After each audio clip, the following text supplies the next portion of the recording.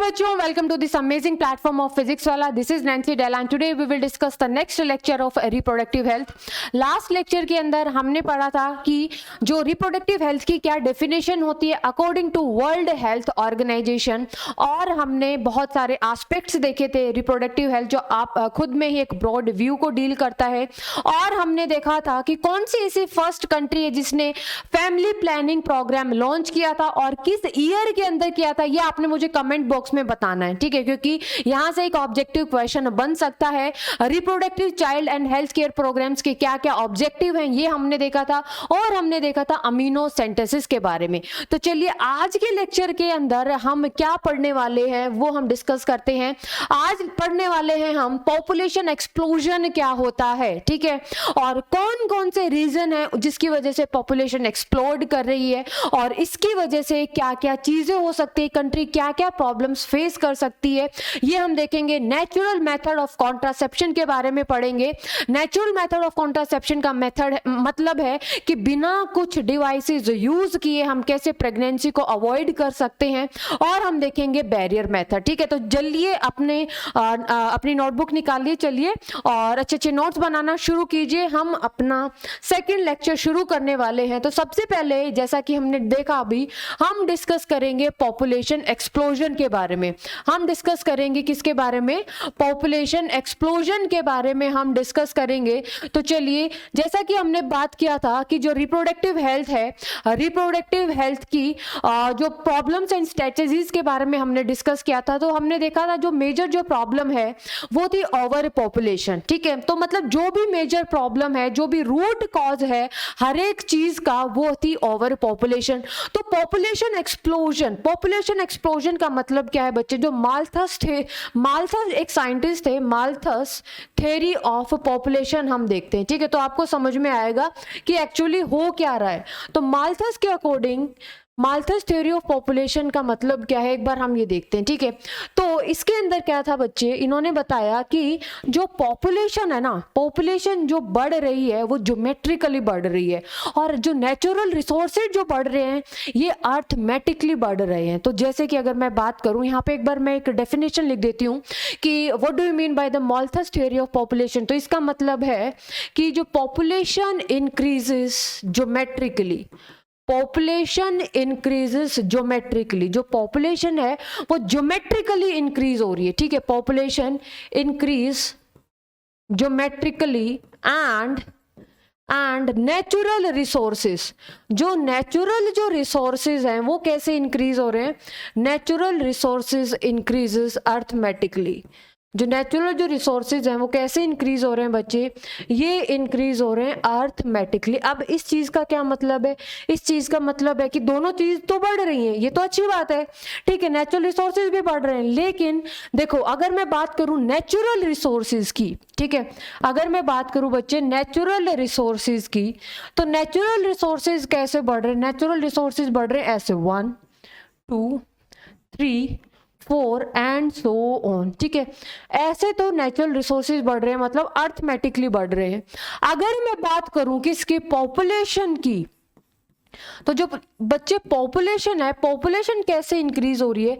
Population geometrically increase हो रही है. कैसे? 2 4 8 16 एंड सो ऑन. ठीक है, तो मतलब नेचुरल रिसोर्सेज तो अर्थमेटिकली इंक्रीज कर रहे हैं, लेकिन पॉपुलेशन इंक्रीज कर रही है ज्योमेट्रिकली, और इसी को हम बोलते हैं पॉपुलेशन एक्सप्लोजन. मतलब पॉपुलेशन एक्सप्लोड कर रही है. अब देखो, अगर पॉपुलेशन बहुत ज़्यादा होगी, ठीक है, और नेचुरल रिसोर्सेज कम है, तो क्या होगा? अगर पॉपुलेशन बहुत ज़्यादा होगी और नेचुरल रिसोर्सेज कम होंगे तो पॉवर्टी एक मेन रीज़न होगा. और दूसरी बात, मतलब पॉवर्टी, गरीबी आएगी देश के अंदर. ठीक है, भुखमरी, यानी कि जो भी जितनी भी जो प्रॉब्लम्स हैं, जितने भी जो रूट कॉज है सारी की सारी प्रॉब्लम्स का, वो क्या है? Over population. ठीक है, एजुकेशन कम होगी, ठीक है, अच्छी एजुकेशन नहीं मिल पाएगी बच्चों को, अवेयरनेस अच्छे से नहीं फैल पाएगी सोसाइटी के अंदर. तो ये जो मेन जो रीज़न है पॉपुलेशन एक्सप्लोजन का, वो क्या होगा कि मतलब अवेयरनेस नहीं है लोगों में. ठीक है, चाहे भले ही आप 4 से 5 बच्चे बेयर कर सकते हो, ठीक है, आप अफोर्ड कंट्रीब्यूट कर सकते हो, लेकिन आप टोटल पॉपुलेशन को तो कंट्रीब्यूट कर रहे हो ना, ठीक है। इसलिए गवर्नमेंट भी बहुत सारे इनिशिएटिव लेके आ रही है। जैसे आपने बहुत सारे स्लोगन देखे होंगे गवर्नमेंट बसेस के ऊपर, हॉस्पिटल के अंदर कि बच्चे दो ही अच्छे, ठीक है। तो ये सारे के सारे रीजन है, क्योंकि अगर पॉपुलेशन, अगर देखो यहाँ पे नेचुरल रिसोर्सेज तो ऑटोमेटिकली ग्रो कर रहे हैं, यानी कि लोगों के पास खाने के लिए नहीं होगा, कि रिसोर्सेज तो ऑटोमेटिकली कम हो रहे हैं, लेकिन पॉपुलेशन इतने तरीके से बढ़ रही है, ज्योमेट्रिकली बढ़ रही है, तो इसकी वजह से बहुत सारी प्रॉब्लम्स आएंगी, ठीक है। अब देखो आपके एनसीईआरटी के अंदर ना कुछ डेटा दिया हुआ है, आपके एनसीईआरटी के अंदर कुछ डेटा दिया हुआ है, ये हमारे लिए जानना बहुत जरूरी है, क्योंकि यहां से क्वेश्चन आ सकता है। तो चलिए जो एक बार हम मोटा मोटा देख लेते हैं कि क्या क्या डेटा आपकी एनसीईआरटी के अंदर गिवन है, ठीक है। तो सबसे पहले देखिए यहां पर देखिए कि यहां पे अगर मैं बात करूं वर्ल्ड पॉपुलेशन की, किसकी बात कर रही हूं मैं, वर्ल्ड पॉपुलेशन की बात कर रही हूं, तो 1900 के अंदर जो पॉपुलेशन थी वर्ल्ड की वो थी 2 बिलियन, ठीक। और मैं एक यहाँ पे ये बिलियन में भी पूछ सकता है बच्चे और मिलियन के अंदर भी पूछ सकता है, इसलिए मैं आपको कन्वर्जन का तरीका लिखा रही हूँ कि 1 बिलियन होता है 1000 मिलियन के बराबर, ठीक है।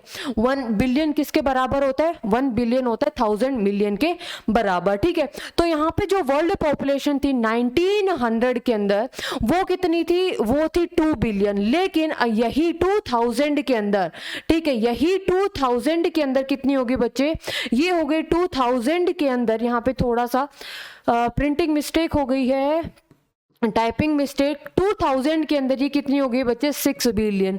तो आप देख रहे हो यहाँ पे 3 टाइम्स इंक्रीज हो गई है, ठीक है। अगर मैं इंडियन की बात करूं, इंडियन पॉपुलेशन की बात करूं, अगर मैं इंडिया की पॉपुलेशन की बात करूं, तो 1947 के अंदर ये कितनी थी बच्चे, 350 मिलियन, कितनी थी, 350 मिलियन। अगर मैं 2000 की बात करूं, ठीक है, अगर मैं 2000 की बात करूं, तो 2000 के अंदर बच्चे ये कितनी है, 1000 मिलियन हो गए। 2000 के अंदर कितनी हो गई बच्चे, ये 1000 मिलियन हो गई है, या फिर आप इसको क्या बोल सकते हो, यहां पर 1 बिलियन भी बोल सकते हो, ठीक है। यहां पर कितनी बोल सकते हो बच्चे, 1 बिलियन भी बोल सकते हो, ठीक है। ये छोटा सा डेटा है जो आपके एनसीईआरटी के अंदर गिवन है, ये पता होना चाहिए कि इंडिया की जो पॉपुलेशन है 1947 के अंदर 250 मिलियन थी, अब ये अप्रोक्स 3 टाइम्स हो गई है, 2000 के अंदर हो गई थी, यानी कि आप 1000 मिलियन बोलो या फिर 1 बिलियन बोलो, ठीक है। तो अकॉर्डिंग टू 2011 सेंसस के अकॉर्डिंग जो पॉपुलेशन क्रॉस कर चुकी है 1.27 बिलियन, कितनी, 1.27 बिलियन। अगर मैं लिटरेसी रेट की बात करूं, तो जो लिटरेसी रेट है वो है 74.04%, और अगर मैं सेक्स रेशियो की बात करूं, ठीक है, सेक्स रेशियो की बात करूं, मतलब कि नंबर ऑफ फीमेल्स पर 1000 मेल्स, ठीक है, नंबर ऑफ फीमेल्स, कितनी फीमेल्स हैं 1000 मेल पर 1000 मेल, तो इसको हम बोलते हैं सेक्स रेशियो, ठीक है। और ये कितना है, 940 फीमेल्स पर 1000 मेल्स, ठीक है। अगर मैं पॉपुलेशन ग्रोथ रेट की बात करूं कि पॉपुलेशन ग्रोथ रेट कितनी है, तो देखो बच्चे पॉपुलेशन ग्रोथ रेट कितनी है, 1.74%। पॉपुलेशन ग्रोथ रेट कितनी है, 1.74%। अब पॉपुलेशन ग्रोथ रेट का मतलब क्या है बच्चे, कि यहां पर कितने लोग पैदा हो रहे हैं 1000 लोगों पर, ठीक है, उसको हम क्या बोलेंगे, पॉपुलेशन ग्रोथ रेट। तो अगर मैं यहां पे लिखूं कि पॉपुलेशन ग्रोथ रेट, ठीक है, अगर मैं यहाँ पे लिखूं पॉपुलेशन ग्रोथ रेट के बारे में, तो पॉपुलेशन ग्रोथ रेट के बारे में आप क्या लिखोगे, पॉपुलेशन ग्रोथ रेट के बारे में आप लिखोगे कि नंबर ऑफ बर्थ पर 1000, नंबर ऑफ बर्थ पर 1000 पर्सन पर ईयर, ठीक है। इसको आप क्या बोलोगे कि 1000 लोगों पर कितने और एक्स्ट्रा इंसान पैदा हो रहे हैं, उसको आप क्या बोलते हो, पॉपुलेशन ग्रोथ रेट। और ये कितनी है, अराउंड 1.74%, तो यानी कि 17 मतलब बर्थ हो रही है पर 1000 पर, ठीक है, यानी कि पर 1000 पर कितनी बर्थ हो रही है, 17 बर्थ हो रही है। और अगर मैं यहाँ पर अगर मैं डेंसिटी की बात कर लूँ, ठीक है, और मैं एक और एस्पेक्ट यहाँ पे जोड़ती हूँ, डेंसिटी का मतलब है पर स्क्वायर किलोमीटर कितने इंसान रहते हैं। तो जो ये डेंसिटी कितनी है बच्चे, 380 पर स्क्वायर किलोमीटर, यानी कि पर स्क्वायर किलोमीटर 380% रह रहे हैं, यानी कि हाईली कंजेस्टेड है। और अगर मैं डबलिंग टाइम की बात करूं, ठीक है, और मैं चीजें ऐड कर रही हूं यहाँ पर जो कि आपके एनसीईआरटी में तो नहीं है, लेकिन आपको समझ जाएगा, आप समझ जाओगे कि मतलब किस तरीके से पॉपुलेशन इंक्रीज कर रही है। अगर मैं डबलिंग टाइम की बात करूं तो 30 ईयर्स के अंदर जो पॉपुलेशन है वो क्या हो जाएगी, डबल हो जाएगी, ठीक है। लेकिन मेडिकल फैसिलिटीज बढ़ रही हैं और अवेयरनेस बढ़ रही है लोगों के अंदर, ठीक है। तो इसका मतलब इसमें थोड़ा सा और डबलिंग टाइम के अंदर चेंज हुआ है। अब ये जो डबलिंग टाइम हो गया है बच्चे, ये कितना हो गया, 40 ईयर्स, ठीक है।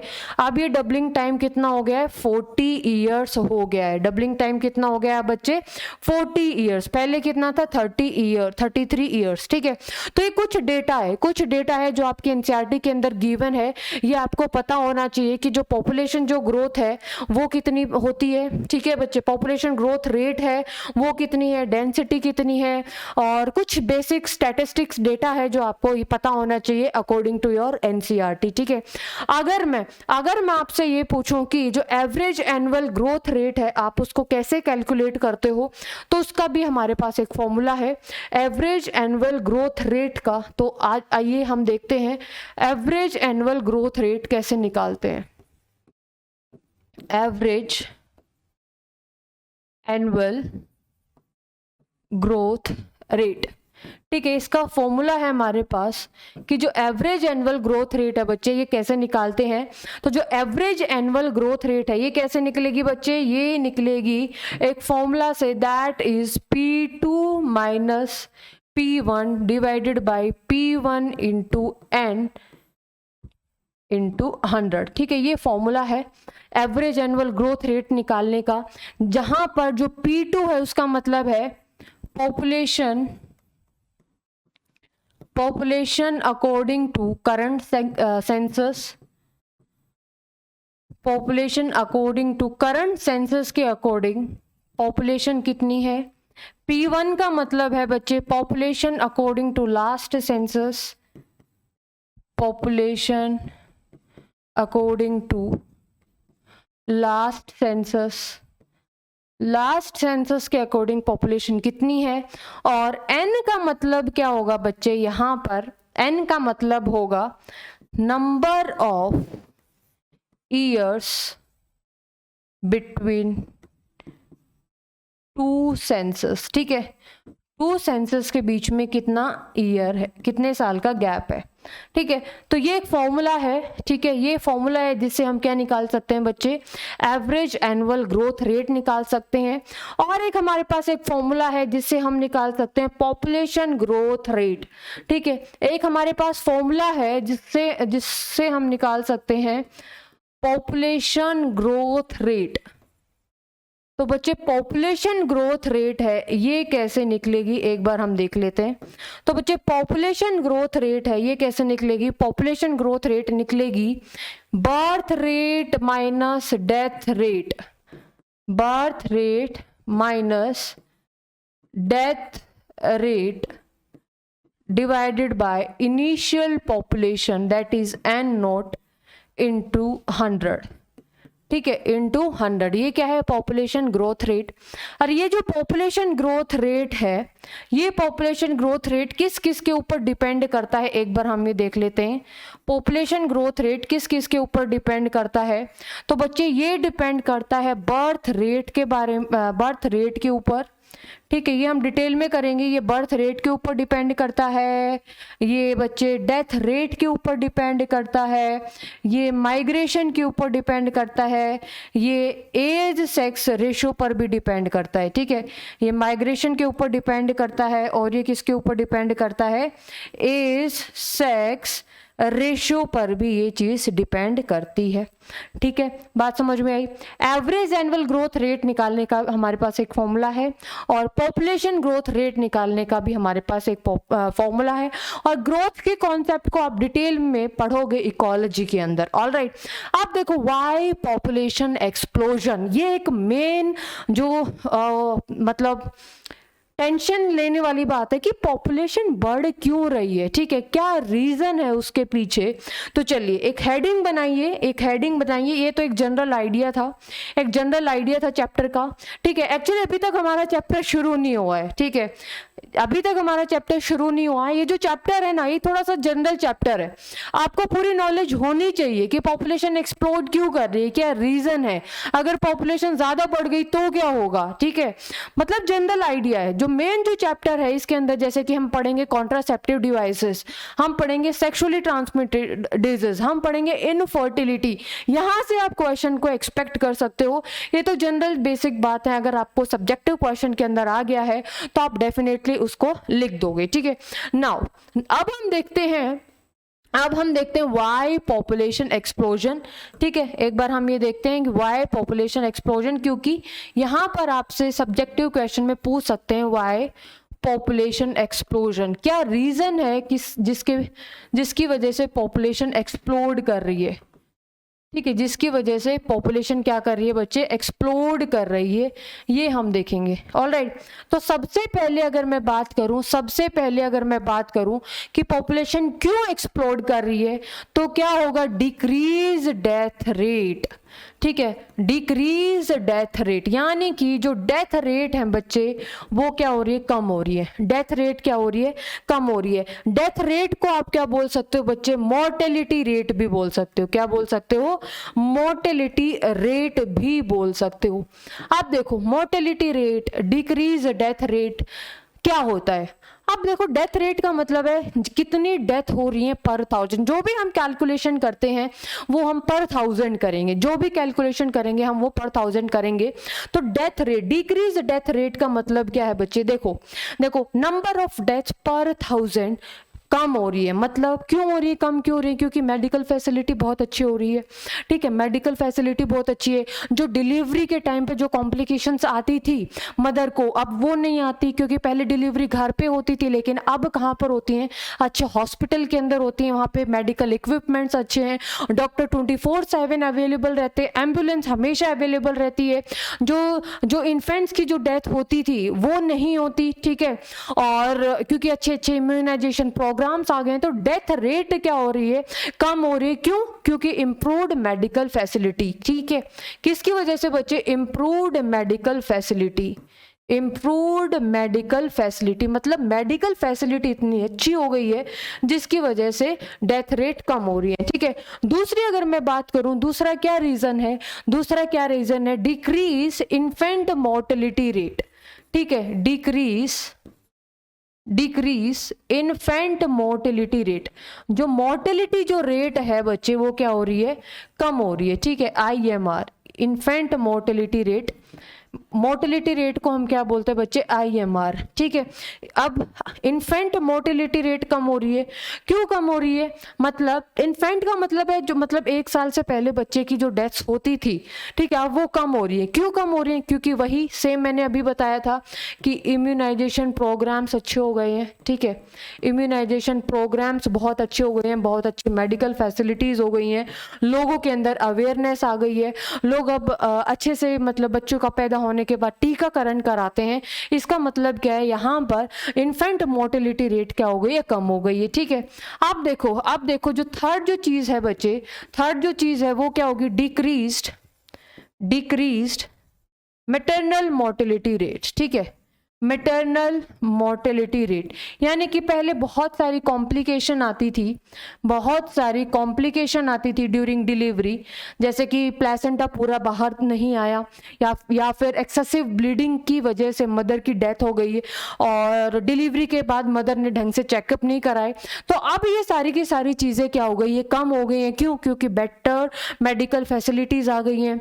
ठीक है, लोगों में बहुत ज़्यादा अवेयरनेस आ गई है, अब लोग चीज़ों को लाइटली बिल्कुल नहीं नहीं लेते हैं रेगुलर टाइम के ऊपर, चाहे ड्यूरिंग डिलीवरी हो या फिर पोस्ट डिलीवरी हो, ठीक है, मतलब जो मदर है अपना पूरा ध्यान रखती है, ये अच्छी बात है।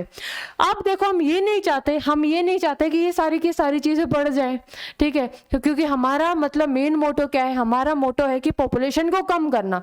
ये तो अच्छी बात है कि डेथ रेट कम हो रही है, इन्फेंट मोर्टेलिटी रेट कम हो रही है, मैटरनल मोर्टेलिटी रेट कम हो रही है।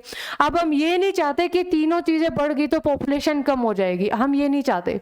हम ये चाहते हैं, देखो डेथ रेट तो कम हो रही है, ठीक है, डेथ रेट तो कम हो रही है, बर्थ रेट भी कम हो रही है, लेकिन जिस स्पीड से बर्थ रेट कम होनी चाहिए उस स्पीड से बर्थ रेट कम नहीं हो रही है। इसलिए हम क्या करते हैं, हमें करना है बर्थ रेट को कम, ठीक है, हम क्या चाहते हैं, हमें करना है बर्थ रेट को कम, ठीक है, यही हमारा क्या है, मेन मोटो है। अब देखो यहाँ पर मैंने आपको एक पॉइंट लिखवाया था कि बर्थ रेट क्या होती है, डेथ रेट क्या होती है, मैं यहीं पर आपको एक्सप्लेन कर रही हूँ, ठीक है। बर्थ रेट क्या होती है बच्चे, बर्थ रेट का मतलब है नंबर ऑफ बर्थ पर 1000 इंडिविजुअल, ठीक है, नंबर ऑफ बर्थ पर 1000 इंडिविजुअल। डेथ रेट का मतलब क्या होता है बच्चे, नंबर ऑफ डेथ पर 1000 इंडिविजुअल। मैंने अभी बताया आपको, मैंने क्या बताया, मैंने अभी बताया कि जितने भी जो कैलकुलेशन है, हम वो जो कैलकुलेशन करेंगे वो किसके बेसिस पे करेंगे, हम करेंगे कैलकुलेशन बच्चे पर 1000 के ऊपर, ठीक है। हम कैलकुलेशन कैसे करेंगे, हम कैलकुलेशन करेंगे पर 1000 के ऊपर। अब देखो पॉपुलेशन जो ग्रोथ रेट है वो किसके ऊपर डिपेंड करेगी, बर्थ रेट के ऊपर, यानी कि मतलब एक वुमेन है वो कितने एवरेज मतलब बच्चे को जन्म दे सकती है पर 1000 इंडिविजुअल, नंबर ऑफ डेथ पर 1000 इंडिविजुअल। माइग्रेशन भी इफेक्ट करता है कि लोग क्यों माइग्रेट कर रहे हैं, just because of food, just because of shelter, जो लोग मूव कर रहे हैं। एज सेक्स रेशो भी इसके लिए मतलब बहुत ज़्यादा इंपॉर्टेंट है पॉपुलेशन ग्रोथ रेट के लिए।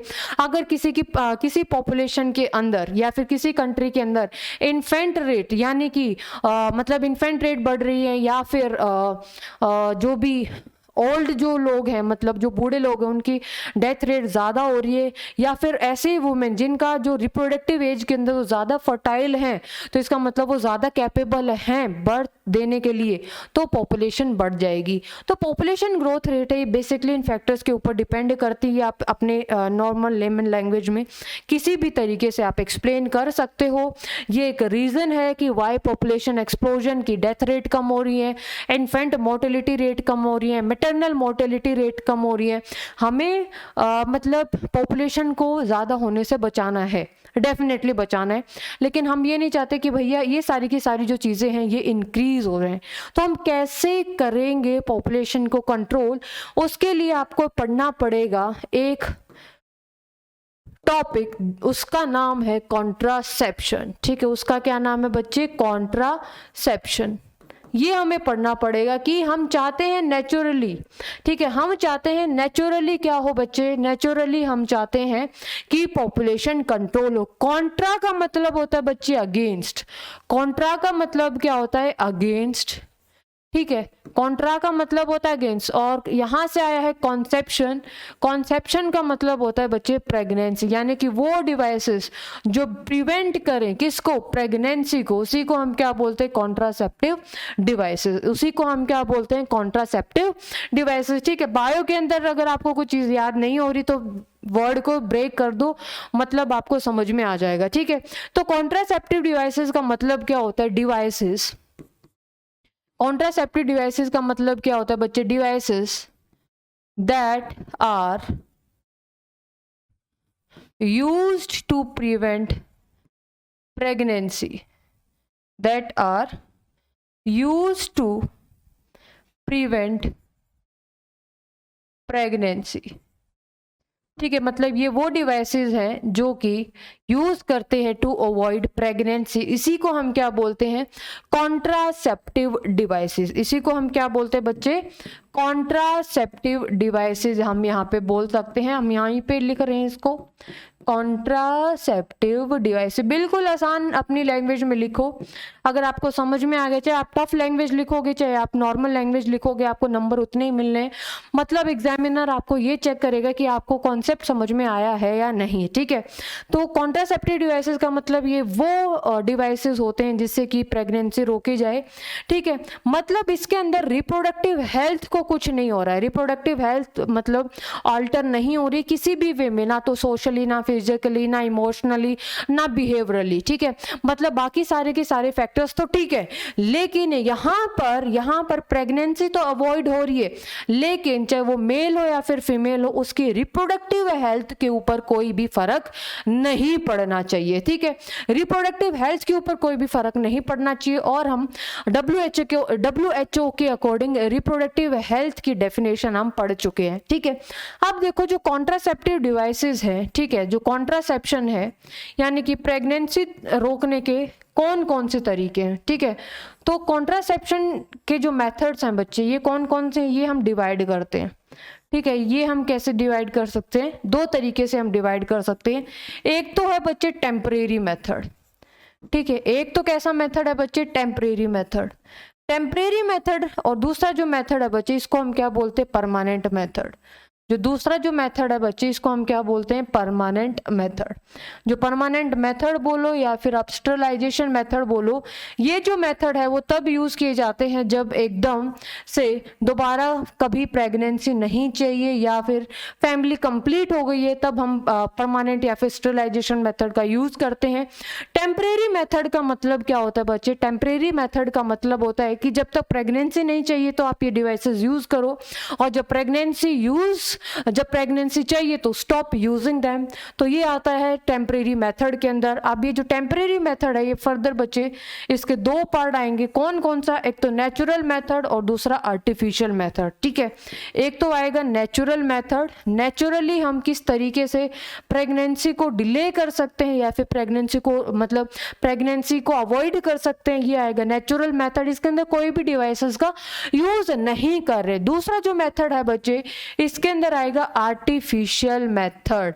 इसके अंदर क्या आएगा बच्चे, आर्टिफिशियल मेथड। मतलब यहाँ पर हम एक्सटर्नली कोई ना कोई डिवाइसेस यहाँ पर हम यूज कर रहे हैं, ठीक है। ये मतलब पूरा का पूरा मैंने एक बार क्लासिफिकेशन कर दिया है किस तरीके से हम कॉन्ट्रासेप्टिव डिवाइसेस के बारे में पढ़ेंगे। तो यहाँ पे देखो कॉन्ट्रासेप्शन में एक तो हम पढ़ेंगे टेम्परेरी मेथड, दूसरा हम पढ़ेंगे परमानेंट मेथड या फिर स्टरलाइजेशन मेथड, ठीक है। जो टेम्परेरी मेथड का मतलब जो टेम्परेरी प्रेगनेंसी को अवॉइड करने के लिए मेथड यूज किए जाते हैं। उसके बाद natural method and artificial method. Natural method के अंदर मतलब यहाँ पे हम कोई भी डिवाइसेस यूज नहीं कर रहे हैं to avoid pregnancy. Artificial method के अंदर हम एक्सटर्नली डिवाइस यूज कर रहे हैं टू अवॉइड प्रेगनेंसी, ठीक है। अब देखो नेचुरल मेथड के अंदर हम कौन कौन से पढ़ते हैं, मैं एक बार यहाँ पर आपको चार्ट बना देती हूँ ताकि आपको याद करने में आसानी हो, ठीक है। तो सबसे पहले हम क्या पढ़ेंगे बच्चे, रिदम मेथड, ठीक है। पहले क्या पढ़ेंगे हम, रिदम मेथड पढ़ेंगे, ठीक है। दूसरा हम पढ़ेंगे लैक्टेशनल एमिनोरिया, और थर्ड हम पढ़ेंगे विड्रॉवल मेथड, ठीक है। इनके क्या क्या अलग अलग नाम है वो भी हम देखेंगे, ठीक है। और आर्टिफिशियल मेथड के अंदर हम क्या क्या पढ़ने वाले हैं, आर्टिफिशियल मेथड के अंदर हम पढ़ेंगे बच्चे बैरियर मेथड पढ़ेंगे, ठीक है। इंट्रायूट्रिन डिवाइसेस पढ़ेंगे, आईयूडीज के बारे में, इम्प्लांट्स के बारे में पढ़ेंगे, इंजेक्टेबल्स के बारे में पढ़ेंगे, ऑरल कॉन्ट्रासेप्टिव डिवाइसेस के बारे में पढ़ेंगे, ऑरल कॉन्ट्रासेप्टिव पिल्स के बारे में पढ़ेंगे, ठीक है। ऑरल कॉन्ट्रासेप्टिव पिल्स के बारे में पढ़ेंगे। तो ये सारे के सारे जो डिवाइसेस होते हैं बच्चे, ये आएंगे आर्टिफिशियल मेथड के अंदर, यानी कि बाहर से हम कोई ना कोई मेथड यूज कर रहे to avoid the pregnancy. Natural method के अंदर हम क्या पढ़ेंगे, rhythm method, lactational amenorrhoea method, withdrawal method. ये तीन मेथड आते हैं आपके नेचुरल मेथड के अंदर, ठीक है। तो सबसे पहले हम पढ़ेंगे नेचुरल मेथड को कवर करेंगे, और आज हम करेंगे बैरियर मेथड के अंदर, कि बैरियर मेथड के अंदर फिजिकल बैरियर आएंगे और केमिकल बैरियर्स आएंगे, ठीक है। तो चलिए हम शुरू करते करते हैं। अब देखो क्वेश्चन क्या आएगा, इन जितने भी जो मेथड्स है आपको पता होना चाहिए कि ये जो मेथड है ये प्रेगनेंसी को अवॉइड करता है, लेकिन इसका मोड ऑफ एक्शन क्या है, क्या ये मतलब स्पर्म को किल करेगा, या फिर ये फर्टिलाइजेशन को रोकेगा, या फिर physical meeting of egg and sperm को मतलब नहीं होने देगा। तो हमें क्या करना है, इनका मतलब पूरा का पूरा हमें ये जानना बहुत जरूरी है कि इनका मोड ऑफ एक्शन कैसे होगा, जहां से क्वेश्चन आ सकता है। ठीक है, जहां से क्वेश्चन आ सकता है। तो चलिए हम शुरू करेंगे अपना पहला मेथड, और पहले मेथड है अपना नेचुरल मेथड। तो अब हम करने वाले हैं एक बार रिदम मेथड के बारे में हम देख लेते हैं कि रिदम मेथड क्या है। ठीक है, अब देखो जो रिदम मेथड है ना, रिदम मेथड को हम एक और नाम से जानते हैं जिसको हम बोलते हैं कैलेंडर मेथड। क्या हम बोलते हैं? Calendar method. और हम एक और मेथड से एक और नाम से जानते हैं जिसको हम बोलते हैं पीरियोडिक एब्स्टिनेंस मेथड। ठीक है, पीरियोडिक एब्स्टिनेंस मेथड।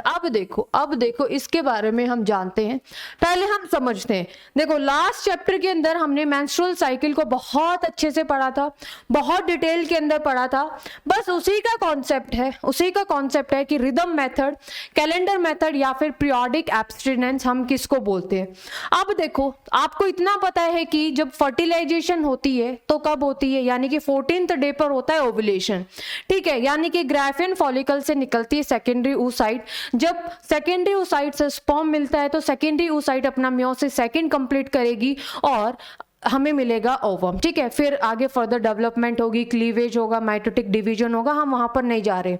तो इसका मतलब जब सपोज 14th डे को ओव्यूलेशन हुआ है तो फर्टिलाइजेशन, अगर स्पर्म पहुंचा यानी कि सेक्सुअल इंटरकोर्स हुआ तो फर्टिलाइजेशन होगा, प्रेगनेंसी होगी। अगर उसे 2-3 दिन पहले भी, जस्ट सपोज मैं यहाँ पर एक्सप्लेन कर रही हूँ, जस्ट सपोज ये है 0, ये है 14 और ये है 28 डे। ठीक है, ये पूरी की पूरी साइकिल है।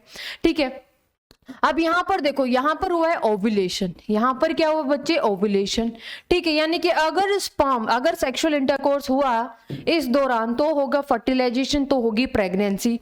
अब अगर इससे थोड़ा सा पहले भी अगर सेक्सुअल इंटरकोर्स हुआ है तो भी फर्टिलाइजेशन के चांसेस हैं, क्योंकि हमें पता है कि जो स्पर्म है, स्पर्म की जो वायबिलिटी होती है बच्चे, वो होती है 24 to 48 आवर्स, 24 to 48 आवर्स। ठीक है, अगर इसके 2-3 दिन बाद भी अगर सेक्सुअल इंटरकोर्स हुआ है तो भी प्रेगनेंसी के चांसेस हैं, क्योंकि अगर मैं देखूं कि ओवम की फर्टिलिटी देखूं तो ओवम की अगर मैं वायबिलिटी देखूं, अगर कब तक ओवम जिंदा रह सकता है तो ये होगा बच्चे अराउंड 48 से लेके 72 आवर्स। ठीक है, 48 से लेके 72 आवर्स। तो अगर मैं क्या इसको ये नहीं बोल सकती, क्या ये मैं ये नहीं बोल सकती कि 14 डेज से -3 एंड 14 डेज से +3, यानी कि 11 to 17 डे के बीच में अगर मेंस्ट्रुअल साइकिल 28 डे की है, अगर मेंस्ट्रुअल साइकिल 28 डे की है,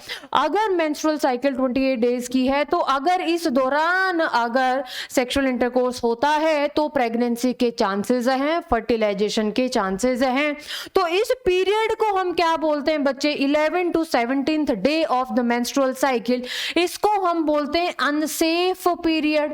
अब देखो अनसेफ पीरियड तो उनके लिए जिनको प्रेगनेंसी नहीं चाहिए, और फर्टाइल पीरियड उनके लिए जो बच्चे के लिए ट्राई कर रहे हैं। ठीक है, तो यानी कि इसका मतलब क्या है? अगर सेक्सुअल इंटरकोर्स हुआ between 11 to 17 day of the menstrual cycle during unsafe period या फिर फर्टाइल पीरियड, तब प्रेगनेंसी के चांसेस हैं। अगर यहां पर प्रेगनेंसी नहीं चाहिए तो avoid sexual intercourse between 11 to 17th day of the menstrual cycle, between the 11th and 17th day of the menstrual cycle. ये बात सबको समझ में आई? सबको मैं एक बार फिर से रिपीट कर रही हूं कि अगर 28 डे की मेंस्ट्रुअल साइकिल है तो 14th डे पर होता है ओव्यूलेशन। ठीक है, ग्राफियन फॉलिकल रप्चर करेगी। अगर ग्राफियन फॉलिकल रप्चर करेगी तो क्या होगा बच्चे? अगर ग्राफियन फॉलिकल रप्चर करेगी, अगर सेक्सुअल इंटरकोर्स इस दौरान पे हुआ तो फर्टिलाइजेशन होगी।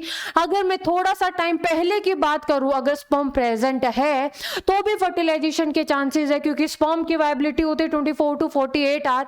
अगर मैं इसके बाद की बात करूं करूं, अगर उसके बाद भी अगर स्पर्म प्रेजेंट है, क्योंकि ओवम की वायबिलिटी रहती है 48 टू 72 आवर्स, तब भी फर्टिलाइजेशन के चांसेस है, तो मैंने कर दिया -3 + 3, ठीक है, यानी कि 3 दिन पहले अगर मैं ढंग से काउंट करूं, अगर मैं सेफ पीरियड की बात करूं तो 3 दिन पहले और 3 दिन बाद, यानी कि 11 to 17th day of the menstrual cycle अगर सेक्सुअल इंटरकोर्स होता है तो यहाँ पर प्रेगनेंसी के चांसेस हैं, और इसीलिए हमने कहा, क्या बोला इसको, अनसेफ पीरियड या फिर फर्टाइल पीरियड।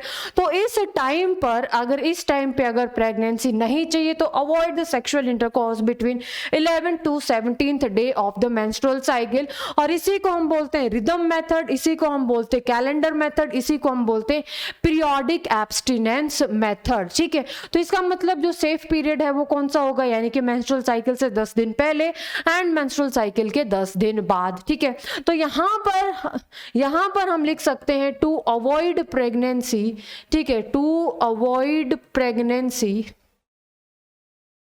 ठीक है, यहां पे हम लिख सकते हैं टू अवॉइड प्रेगनेंसी, ठीक है, अवॉइड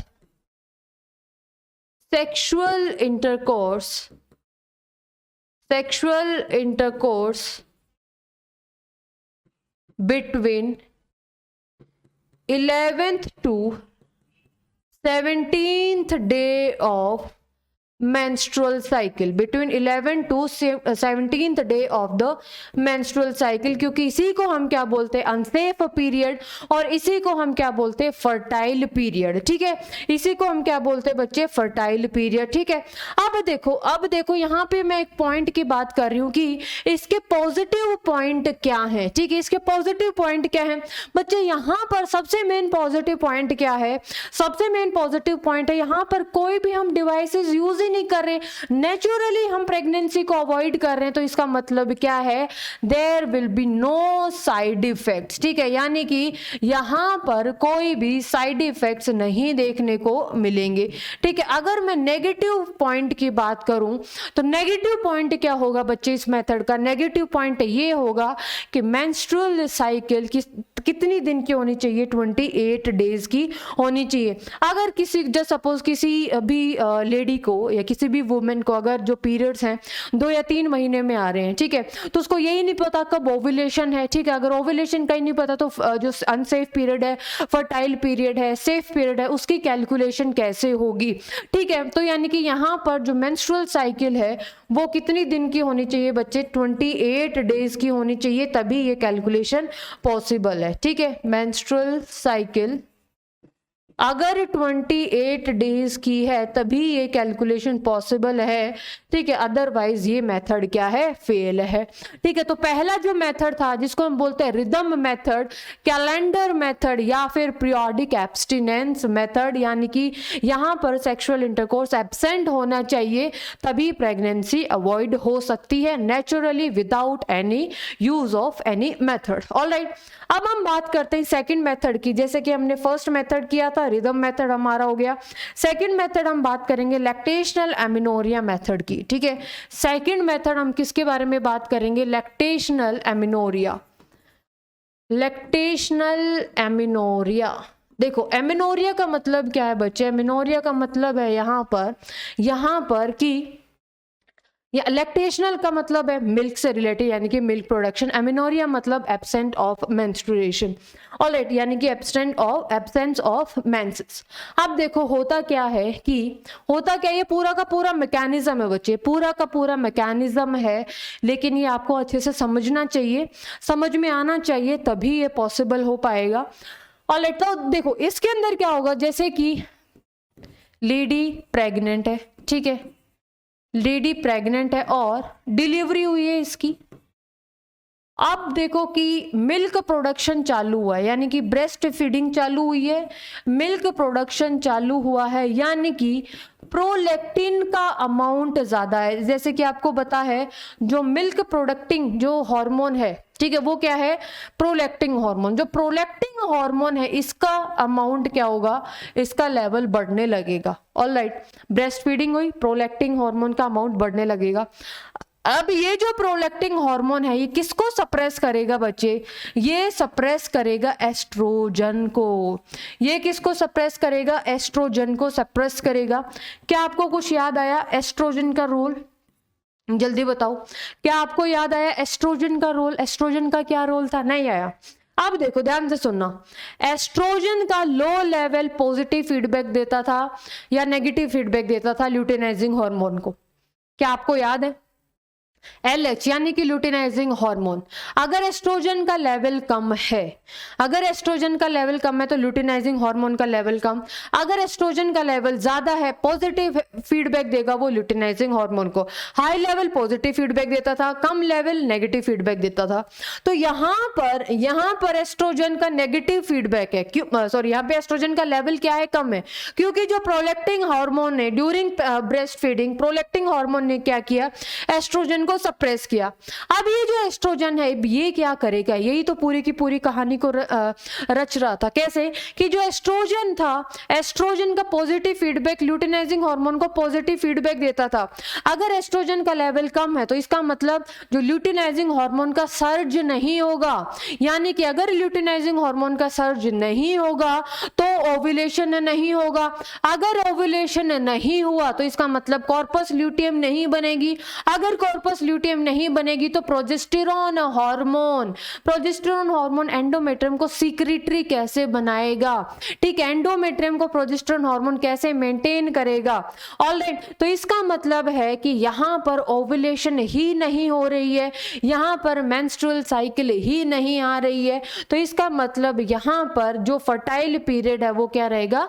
एब्सेंट रहेगा। लेकिन ये तब तक रहेगा जब तक एक्सक्लूसिवली मदर ब्रेस्ट फीडिंग करा रही है तो। ठीक है, एक्सक्लूसिवली, यहां पर जो वर्ड याद रखना बच्चे, एक्सक्लूसिवली मतलब अगर प्रोलैक्टिन का कम ही प्रोडक्शन हुआ, अगर उसने एस्ट्रोजन को ढंग से सप्रेस नहीं किया तो मतलब पूरी की पूरी कहानी जो अभी तक हमने बताई है वो क्या हो जाएगी?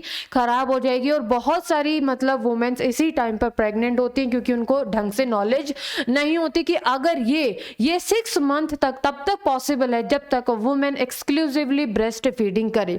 ऑलराइट, तो इसके अंदर क्या होगा बच्चे? इसके अंदर होगा absence of menstruation, absence of ovulation आप बोल सकते हो। ठीक है, या फिर मेंस्ट्रुअल साइकिल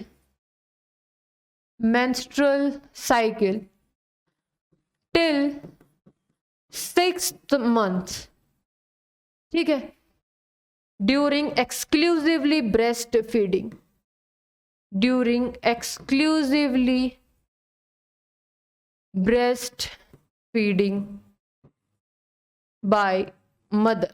ठीक है, तो इस मेथड का पॉजिटिव पॉइंट क्या है बच्चे? इस मेथड का पॉजिटिव पॉइंट क्या है कि यहां पर मदर को एक्सक्लूसिवली ब्रेस्ट फीड करना पड़ेगा।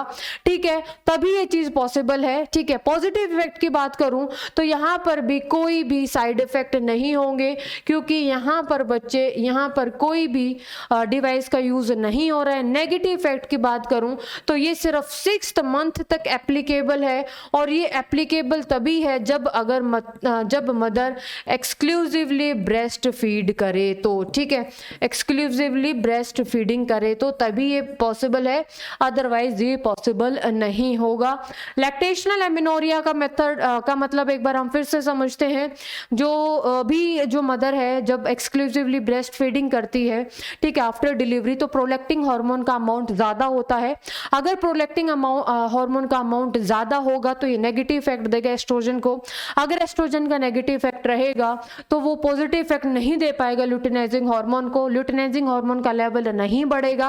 अगर ल्यूटिनाइजिंग हार्मोन का लेवल नहीं बढ़ा तो ओव्यूलेशन नहीं होगी। ठीक है, अगर ओव्यूलेशन नहीं होगी तो कॉर्पस ल्यूटियम नहीं बनेगा। अगर कॉर्पस ल्यूटियम नहीं बना तो प्रोजेस्टेरोन सीक्रेट नहीं होगा, प्रेगनेंसी मेंटेन नहीं हो पाएगी। यानी कि यहाँ पर आफ्टर डिलीवरी यानी कि अप टू 6 मंथ अगर वुमेन एक्सक्लूसिवली ब्रेस्ट फीड कर रही है तो यहाँ पे नेचुरली प्रेगनेंसी को अवॉइड कर सकते हैं।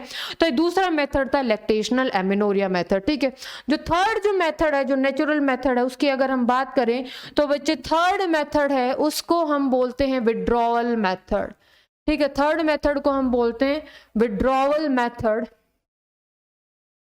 ठीक है, विड्रॉवल मेथड या फिर हम बोल सकते हैं इसको coitus interrupts, coitus interrupts.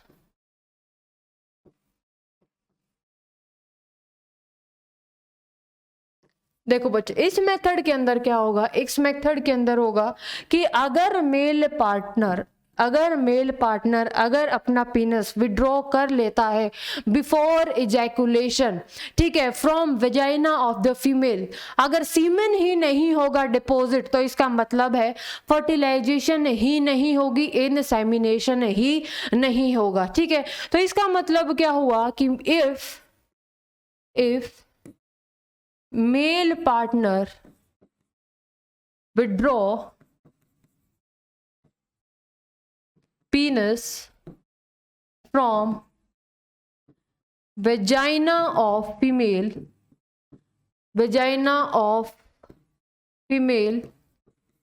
just before ejaculation, ठीक है, तो हम नेचुरली क्या कर सकते हैं, naturally avoid pregnancy, naturally avoid कर सकते हैं प्रेगनेंसी को। किस तरीके से, क्योंकि यहाँ पर अगर इंसेमिनेशन ही नहीं हुआ, यानी कि इंसेमिनेशन का मतलब है transfer of sperm inside the female reproductive tract of female, अगर इंसेमिनेशन ही नहीं हुआ है तो इसका मतलब क्या होगा, कोई भी फर्टिलाइजेशन नहीं हो सकती, ठीक है। अगर स्पर्म ही नहीं है तो फर्टिलाइजेशन कैसे होगी, अगर फर्टिलाइजेशन नहीं होगी तो प्रेगनेंसी भी नहीं होगी। अगर इसके मैं पॉजिटिव पॉइंट की बात करूं तो अगेन कोई भी साइड इफेक्ट नहीं है, ठीक है, कोई भी साइड इफेक्ट यहाँ पर नहीं है। अगर नेगेटिव पॉइंट की बात करूं तो lot of will power is required, ठीक है। तो ये पूरी की पूरी क्या है, कहानी है, ये पूरी की पूरी क्या है बच्चे, कहानी है किसकी, नेचुरल मेथड की, कि कैसे नेचुरली प्रेगनेंसी को अवॉइड किया जा सकता है। देखो, जितना नेचुरल मेथड का एक फायदा ये है कि यहाँ नेचुरल मेथड से मतलब कोई भी कॉम्प्लिकेशन नहीं आ सकती, कोई भी साइड इफेक्ट्स नहीं हो सकते, ठीक है। लेकिन ऑन द अदर हैंड इसका नेगेटिव इफेक्ट भी क्या है कि चांसेस ऑफ फेल्योर ज़्यादा होते हैं, ठीक है, चांसेस ऑफ फेल्योर इसके अंदर ज़्यादा हो सकते हैं। तो हमने नेचुरल मेथड किए, नेचुरल मेथड के अंदर हमने 3 क्या, पीरियोडिक एब्स्टिनेंस मेथड, दूसरा मेथड क्वाइटस इंटरप्टस मेथड या फिर विड्रॉल मेथड, और थर्ड किया हमने लैक्टेशनल एमिनोरिया मेथड, ठीक है, ठीक है। तो अब हमने ये 3 मेथड हमने कर लिए हैं बच्चे, rhythm method, lactational amenorrhoea method and withdrawal method. अब हम बात करते हैं किसकी, आर्टिफिशियल मेथड की, ठीक है। आर्टिफिशियल मेथड के अंदर बच्चे हमने क्या क्या देखा था, आर्टिफिशियल मेथड के अंदर हमने देखे थे, यानी कि बैरियर मेथड हो गया, इंट्रायूट्राइन डिवाइसेस, या फिर हमने देखा कि ओरल कॉन्ट्रासेप्टिव पिल्स के बारे में, इम्प्लांट्स के बारे में, इंजेक्टेबल्स के बारे में। तो सबसे पहला जो आर्टिफिशियल मेथड है, ठीक है, हेडिंग बना लीजिए बच्चे, हमने नेचुरल मेथड पूरा कर लिया है। अब हम बात करेंगे आर्टिफिशियल मेथड की। तो आर्टिफिशियल मेथड के अंदर हम क्या लिखेंगे, आर्टिफिशियल मेथड के अंदर हम लिखेंगे सबसे पहला मेथड बैरियर मेथड, ठीक है। सबसे पहला मेथड हम लिखेंगे कि बैरियर मेथड के अंदर क्या होगा कि हम डिवाइसेस को हमें यूज करते हैं, ठीक है, चाहे वो फिजिकल बैरियर भी हो सकता है और वो केमिकल बैरियर भी हो सकता है। यहां पर आप लिखिए कि ये फिजिकल बैरियर भी हो सकता है, ठीक है, फिजिकल बैरियर भी हो सकता है और केमिकल बैरियर भी हो सकता है। यानी कि मेल और फीमेल रिप्रोडक्टिव ऑर्गन आपस में कांटेक्ट में नहीं आ रहे हैं, ठीक है, तो फर्टिलाइजेशन नहीं होगी, यानी कि प्रेगनेंसी नहीं होगी। तो फिजिकल बैरियर और ये केमिकल बैरियर भी हो सकते हैं। अगर मैं बात करूं किसकी, अगर मैं बात करूं सिर्फ फिजिकल बैरियर की, तो मेल के अंदर फिजिकल बैरियर को हम बोलते हैं कॉन्डम्स, ठीक है, और ये मिलके बने हैं, ये किससे मिलके बने हैं, रबर लेटेक्स से, ठीक है, रबर लेटेक्स से। और कमर्शियली जो मेल कॉन्डम्स मिलते हैं वो पॉपुलर जो ब्रांड है उसका नाम है निरोध, ठीक है। ये इंपॉर्टेंट है क्योंकि ये आपकी एनसीईआरटी के अंदर गिवन है, ठीक है। अगर मैं बात करूं बच्चे फीमेल कॉन्डम्स की, ठीक है, फीमेल कॉन्डम्स की, तो ये जो फीमेल कॉन्डम्स है बच्चे, इनको हम बोलते हैं फैम शील्ड, फेम शील्ड भी हम इनको बोलते हैं, ठीक है। और ये कहाँ जो मेल जो कॉन्डम्स है ये रबर लेटेक्स से मिलके हैं, ऐसे फीमेल कॉन्डम्स होते हैं जिसको हम फेम शील्ड भी बोलते हैं। यहाँ पर चाहे फिजिकल बैरियर हो चाहे केमिकल बैरियर हो, यहाँ पर जो मेन जो इनका काम रहेगा बच्चे, एक तो ये कॉन्ट्रासेप्शन को तो अवॉइड कर ही रहे हैं, ठीक है, यानी कि ये प्रेगनेंसी को तो अवॉइड कर रहे हैं, ठीक है, अवॉइड प्रेगनेंसी। लेकिन इसके साथ साथ इनका एक और इम्पॉर्टेंट काम है, क्या काम है? Prevention from sexually transmitted disease, ठीक है, जो भी सेक्सुअली ट्रांसमिटेड डिजीज है उससे प्रिवेंट करते हैं। कैसे प्रिवेंट करते हैं बच्चे? क्योंकि मेल और फीमेल जो रिप्रोडक्टिव ऑर्गन है आपस में कांटेक्ट में ही नहीं आ रहे। कॉन्डम्स कवर करते हैं पेनिस को, और जो फीमेल कॉन्डम्स यानी कि फेम शील्ड ये कवर करते हैं वेजाइना या फिर सर्विक्स को, ठीक है। और ये सारे के सारे जो कॉन्डम्स हैं, चाहे मेल हो चाहे फीमेल हो, ये होते हैं बच्चे डिस्पोजेबल, ठीक है, ये होते हैं डिस्पोजेबल। ऑलराइट, अगर मैं बात करूं केमिकल बैरियर की, ठीक है, तो ये केमिकल बैरियर का मतलब क्या होता है बच्चे? ये स्पर्म की मेम्ब्रेन को किल करते हैं, ठीक है। और जो केमिकल जो बैरियर है ये वेजाइना के अंदर इंसर्ट होते हैं, ठीक है, insert in vagina of female, insert in vagina of female before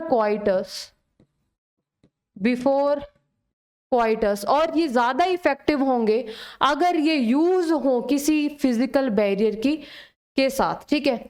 more effective, ठीक है, मोर इफेक्टिव कब होंगे? अगर ये यूज हो अलोंग विद, किसके साथ बच्चे? ये यूज हो अलोंग विद फिजिकल बैरियर, ठीक है, along with physical barrier. Alright, physical barrier चाहे मेल कॉन्डम्स या फिर फीमेल कॉन्डम्स या फिर फेम शील्ड की बात यहाँ पे हो रही है, ठीक है। तो insert in vagina of the female before coitus, effective use along with physical barrier. Chemical barrier की अगर मैं बात करूँ, ठीक है, फॉर एग्जाम्पल फॉर्म्स हो सकते हैं, ये जेलीज हो सकती हैं, ठीक है, जिसके अंदर स्पर्मेसाइडल एजेंट्स होंगे। स्पर्मिसाइडल एजेंट्स का मतलब है जो कि स्पर्म की मेम्ब्रेन को किल करेंगे, ठीक है, किल स्पर्म मेम्ब्रेन, किल स्पर्म मेम्ब्रेन। ऑलराइट, अगर मैं कुछ और बैरियर्स की बात करूं, और मैं फिजिकल बैरियर्स की बात करूं, फीमेल्स की अगर मैं बात करूं, तो जैसे कि मैं नेक्स्ट स्लाइड पे लिखती हूं सम मोर फीमेल बैरियर्स। कुछ और मैं अगर फीमेल बैरियर्स की बात करूं तो बच्चे क्या होगा? जैसे कि सुनो, diaphragm, cervical caps and volts, diaphragm, cervical caps या फिर वोल्ट्स, ठीक है। और ये किसको करेंगे? ये सर्वाइकल ऑस क्लोजनिंग। ऑस क्लोजनिंग का मतलब, ऑस का मतलब है बच्चे ओपनिंग, ठीक है, ऑस का मतलब क्या होता है? ओपनिंग। सर्विक्स की ओपनिंग को ये क्लोज कर देंगे, ठीक है। अगर सर्विक्स की ओपनिंग क्लोज होगी तो इसका मतलब स्पर्म एंटर ही नहीं कर पाएगा।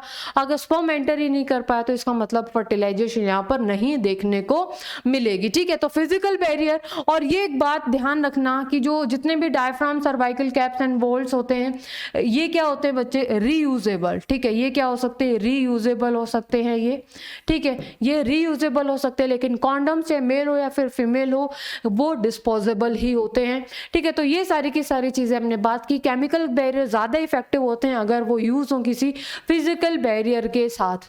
तो अभी तक हमने दो मेथड किए, एक तो नेचुरल मेथड किया, एक हमने बैरियर मेथड किया। बैरियर मेथड के अंदर हमने फिजिकल बैरियर और केमिकल बैरियर के अंदर बारे में बात की। अगर मैं इसके पॉजिटिव पॉइंट्स के बारे में बात करूं, अगर मैं बात करूं फिजिकल बैरियर के जो पॉजिटिव पॉइंट्स हैं, पॉजिटिव पॉइंट्स क्या हैं बच्चे फिजिकल बैरियर के? तो सबसे पहले जैसे कि प्राइवेसी मेंटेन रहती है, क्योंकि ये खुद ही मेल या फिर फीमेल पार्टनर इंसर्ट कर सकते हैं फिजिकल बैरियर और केमिकल बैरियर, ठीक है। प्रिवेंशन फ्रॉम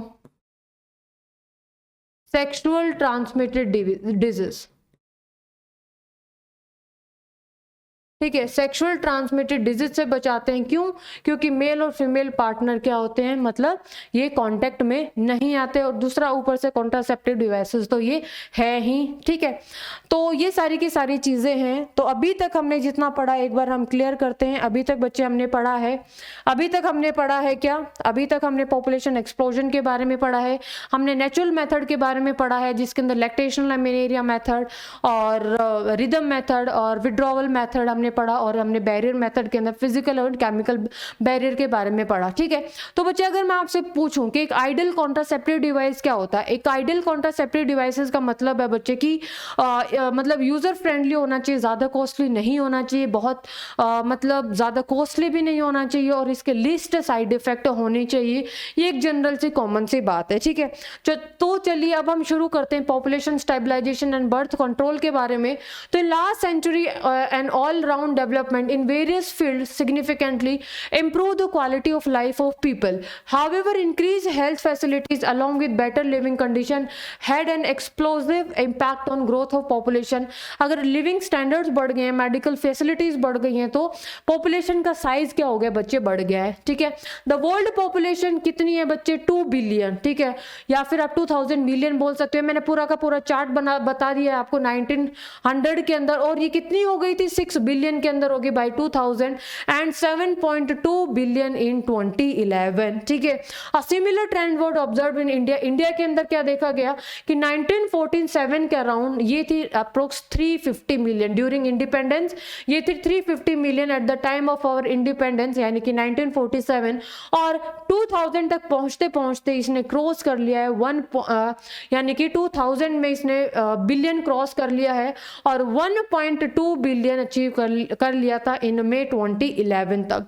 ठीक है, रैपिड डिक्लाइन, रीजन क्या है, डेथ रेट कम हो गई है। ठीक है, मैटरनल मोर्टेलिटी रेट कम हो गई है, इन्फेंट मोर्टेलिटी रेट भी कम हो गई क्योंकि मेडिकल फैसिलिटीज क्या हो गई है बच्चे, बढ़ गई है। ठीक है, as well as an increase in the number of people in reproducible age, जो भी रिप्रोड्यूसिबल एज के अंदर अगर फीमेल अगर ज्यादा होंगी तो ज्यादा से ज्यादा वो रिप्रोड्यूस कर सकते हैं, इसका मतलब पॉपुलेशन बढ़ सकती है। Through our reproductive child health care programme though we could bring down the population growth rate, थोड़ी बहुत पॉपुलेशन ग्रोथ रेट कम हुई है, जैसे कि 1.2 to 1.3% जो पॉपुलेशन ग्रोथ रेट है वो कम हुई है, जिसकी वजह से जो डबलिंग टाइम था पहले 33 ईयर्स था, लेकिन अब वो बढ़ के कितना हो गया 40 ईयर के अंदर अब पॉपुलेशन डबल होगी।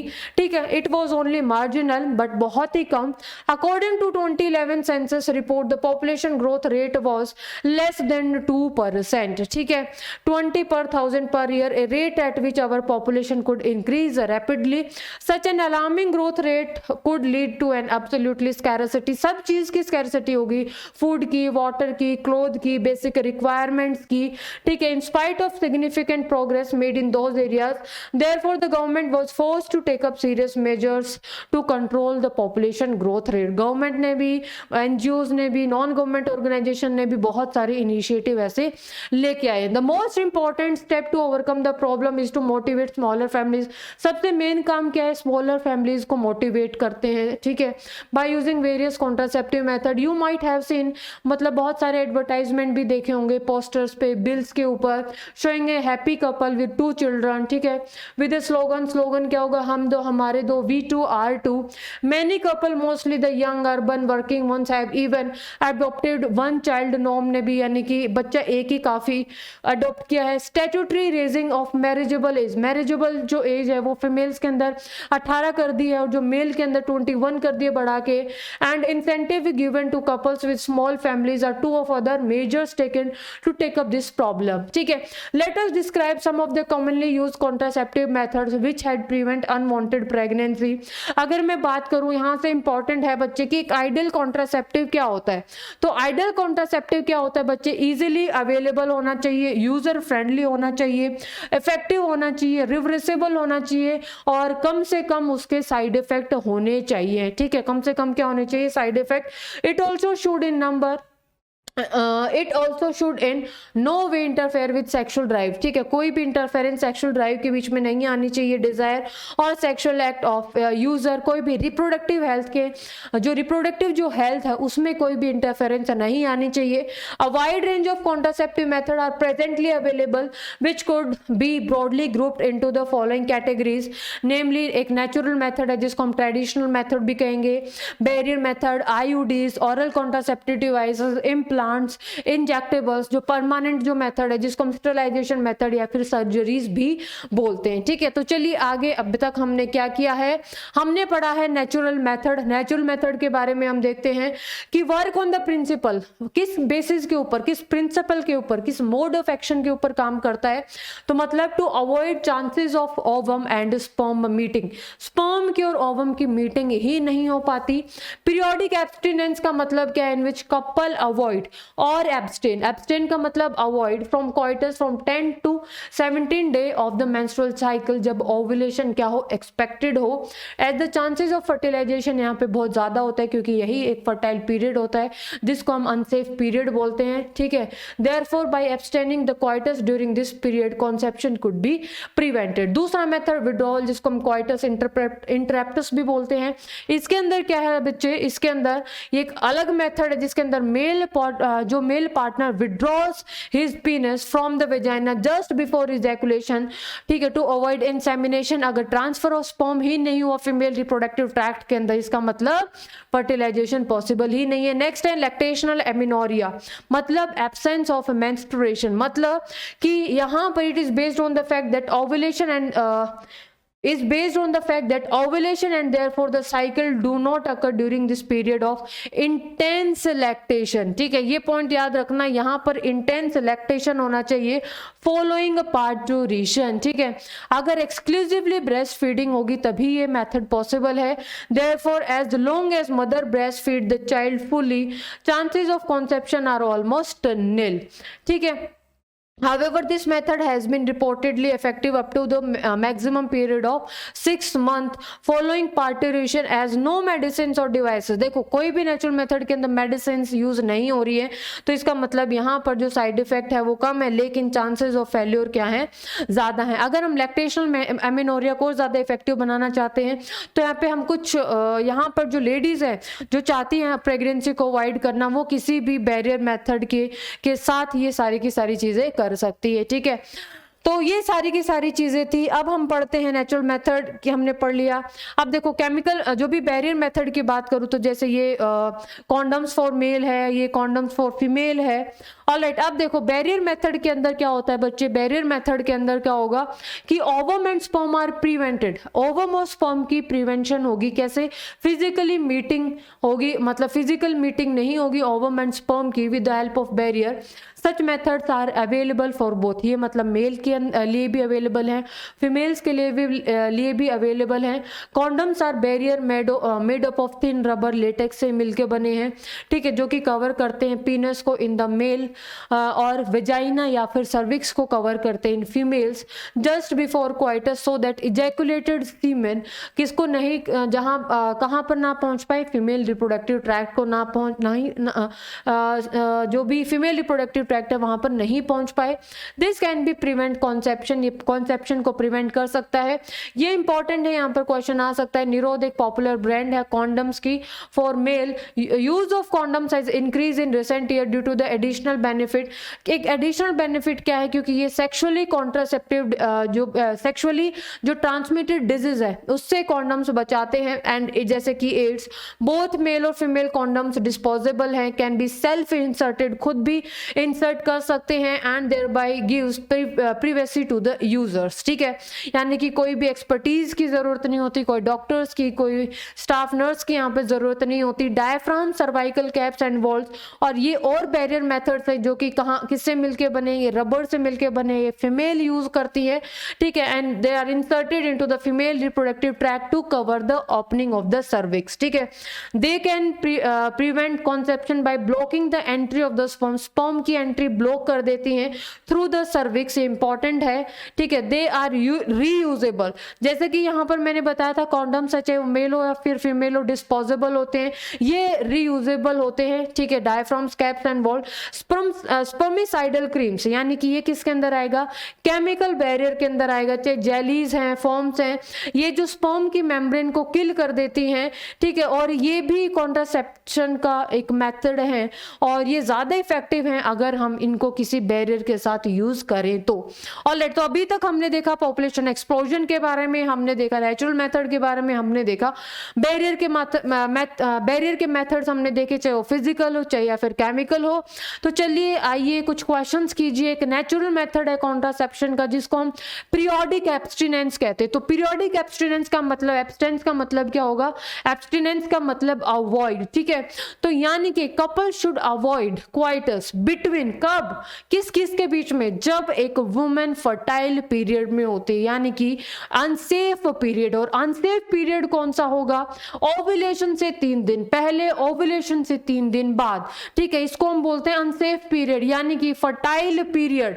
तो 10 to 17 day of menstrual cycle a couple should avoid coitus. तो abstaining from coitus from 1 to 5th of the menstrual cycle, 17 to 22 of the menstrual cycle, 10 to 17 of the menstrual cycle, ये बात मैंने आपको समझा दी है। Correct answer क्या होगा, option number C is the correct answer.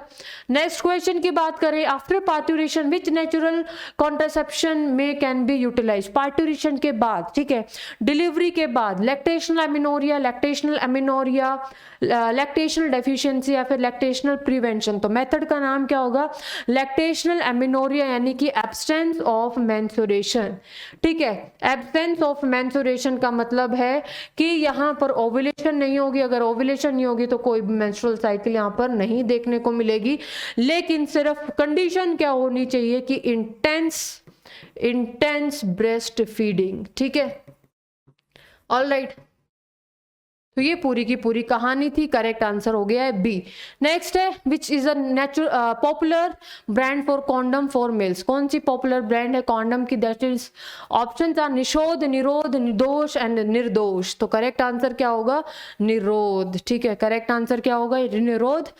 It is mention in your NCERT, तो ये याद करनी बहुत जरूरी है। नेक्स्ट है, एक आइडियल कॉन्ट्रासेप्टिव क्या है। आइडियल कॉन्ट्रासेप्टिव का मतलब क्या है, एक तो यूजर फ्रेंडली होना चाहिए, बिल्कुल सही बात है। इजीली अवेलेबल होना चाहिए, बिल्कुल सही बात है। इफेक्टिव होना चाहिए, रिवर्सिबल होना चाहिए, विद नो और लीस्ट साइड इफेक्ट, यानी कि कम से कम साइड इफेक्ट होने चाहिए। अगर है कोई भी साइड इफेक्ट नहीं है तो सबसे बेस्ट है। तो यानी कि user friendly, easily available, effective and reversible, with no or least side effect. Correct answer क्या होगा आपका, ऑप्शन नंबर 4। और ये आपके एनसीईआरटी के अंदर मैंने बताया था, यहाँ पर लिखा हुआ है कि ये देखो, इट्स यूजर फ्रेंडली होना चाहिए, इजीली अवेलेबल होना चाहिए, इफेक्टिव होना चाहिए, रिवर्सिबल होना चाहिए, with no or least side effects, ठीक है। तो चलिए हम करते हैं अपना next question. Which among the following the methods of contraception, कौन कौन से मेथड्स है। बैरियर मेथड है, बिल्कुल सही है, आर्टिफिशियल मेथड के अंदर आता है। केमिकल भी आर्टिफिशियल मेथड के अंदर आता है। आईयूडी, इंट्रायूट्रिन डिवाइसेस भी हम पढ़ेंगे नेक्स्ट लेक्चर के अंदर, ये भी आता है। तो करेक्ट आंसर क्या होगा बच्चे, D is the correct answer. Next है, India's population grew by 350 million to a billion in 2000 mainly due to, क्यों, क्योंकि rapid death decline in death rate, यानी कि चाहे मैटरनल मोर्टेलिटी रेट की बात करूं, इन्फेंट मोर्टेलिटी रेट की बात करूं, तो इसका मतलब ये बिल्कुल सही है। दूसरा, increase in number of people in reproducible age group, यानी कि जो रिप्रोड्यूसिबल जो एज ग्रुप है वहां पे अगर नंबर ऑफ पीपल बढ़ गए तो इसका मतलब ज्यादा से ज्यादा वो रिप्रोड्यूस कर सकते हैं, ज्यादा से ज्यादा वो बच्चे पैदा कर सकते हैं, तो पॉपुलेशन ग्रोथ बढ़ सकती है। तो इसका मतलब सेकंड भी सही है। थर्ड का मतलब है increase in the number of people in post reproductive age group, ठीक है। पोस्ट रिप्रोडक्टिव एज ग्रुप से कोई भी लेना देना नहीं है। अगर पॉपुलेशन रिप्रोड्यूसिबल एज ग्रुप्स की बढ़ी है तभी पॉपुलेशन बढ़ पाएगी, ठीक है। तो करेक्ट आंसर क्या होगा, यानी कि first and second is the correct answer. Next है फर्स्ट एंड सेकंड स्टेटमेंट सही है, करेक्ट आंसर सी है। The incidence of sexually transmitted disease infection is reported to very high among person in the age group of, ठीक है, 15 to 24 years, 25 to 34 years, 35 to 40 years, 44 years, 45 to 54 years। अभी तक आपको कोई homework नहीं मिला है तो ये आपका होमवर्क है, और उस एज को क्या बोलते हैं ये मुझे बताना कमेंट बॉक्स में, ठीक है। नेक्स्ट है, which of the following is not a factor that has led to the population explosion in India, ठीक है, वो कौन सा ऐसा फैक्टर है जो कि पॉपुलेशन ग्रोथ के लिए रिस्पॉन्सिबल नहीं है। Decline in growth rate, decline in death rate बिल्कुल सही है, मेडिकल फैसिलिटी इतनी बढ़ गई है। Decline in maternal mortality rate बिल्कुल सही है, decline in infant mortality rate बिल्कुल सही है, decline in number of people in the reproducible age group. अब देखो, decline in death rate, decline in maternal mortality rate, decline in infant mortality rate, तीनों ही factor responsible हैं population explosion के लिए। Decline in number of people in reproducible age, अगर reproducible age जो age group reproduce कर सकता है अगर उन्हीं का नंबर कम हो गया तो इसका मतलब पॉपुलेशन कम हो जाएगी। करेक्ट आंसर क्या होगा, ऑप्शन नंबर डी, ठीक है। नेक्स्ट है, statutory ban on amino synthesis in India was necessary because, ये मैंने लास्ट उसके अंदर कराया था, ठीक है, इसलिए मैं ये आपको होमवर्क दे रही हूँ। ये मैंने आपको लास्ट क्लास के अंदर बताया था। अमीनो सिंथेसिस के अंदर हम क्यों स्टैट्यूटरी बैन लगाया है। स्टैट्यूटरी बैन का मतलब होता है बच्चे कंडीशनल बैन, ठीक है। तो आपको मुझे ये बताना है होमवर्क के अंदर कि इसका मतलब अमीनो सिंथेसिस का क्या फ़ायदा है, क्या नुकसान है, क्या पॉजिटिव इफेक्ट्स हैं, क्या नेगेटिव रिजल्ट्स हैं अमीनो सिंथेसिस के, ये आपको मुझे बताने हैं, ठीक है।